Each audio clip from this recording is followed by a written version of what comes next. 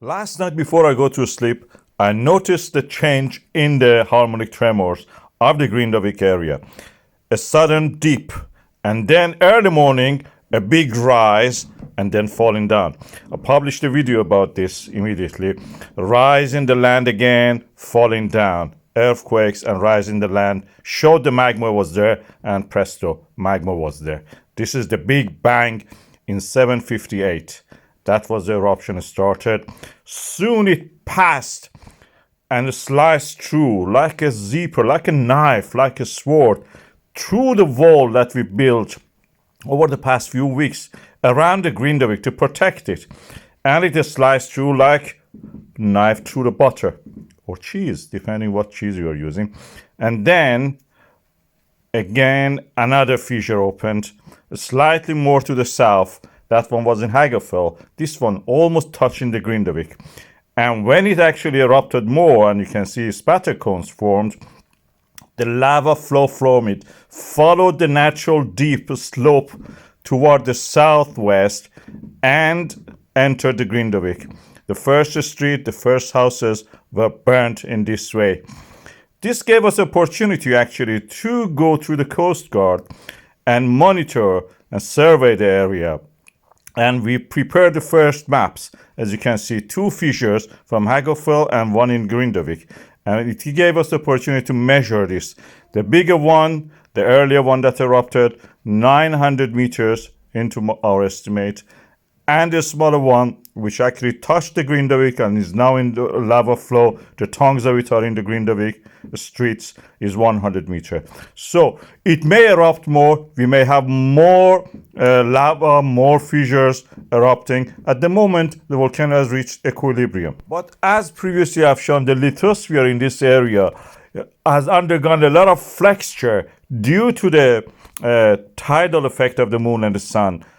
And it's a lot of cracks in that area, opening up the Atlantic Ocean, opening up the ground, this rift forming there are all background for another eruption. This is Iceland, in the middle of the ocean, a miracle of geology in that area.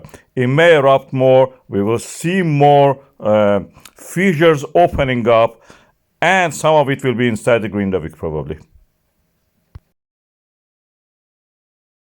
Why the volcano can't erupt? We know that the tremors are continuing in the Reykjanes Peninsula, especially around the Svartsengi-Sundunga craters.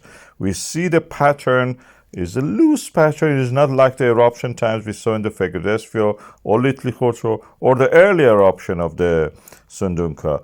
We see that this pattern repeats every 6 hours. We know that in that area we have cracks in the ground. This is the mid-Atlantic ridge having grabens, faults forming, and these faults, which are normal faults, are like a wave actually moving, flexing with something that is squeezing them. Like a toothpaste, they are being squeezed. And this squeezing of this flexure of the ground creates this pattern. It rises the ground, sinks slightly, rises, sinks. We can see through the tremors, the depth of the tremors. We can see inside the earth something is rising and pulsating at the same time. This is probably the lava opening up the fault lines as it goes and then rising slightly, getting squeezed upward. It may be related to the diurnal pattern of the sun and the moon creating every 6-hour tide on the earth. This is a mathematical model. We have to study it carefully. It's mostly beyond the geologist's knowledge. But there must be a pattern that is related to the moon and sun gravitational pull and flexure of the lithosphere creating this pattern. We are lucky that in the Reykjanes Peninsula we have an east-west direction that we can actually see this pattern forming in that area. And there is an eruption possible, but just we need enough squeeze to actually rising up the magma like the toothpaste to the surface, and then we will have eruption like what we saw in the Fissures.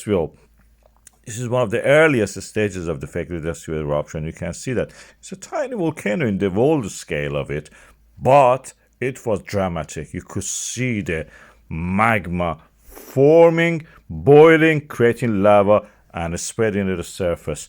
This is the mid-Atlantic ridge. This is the way all that mid-oceanic ridges around the world actually operate. I think that this volcano will erupt, but not at this stage. This is just squeezing up the magma upward.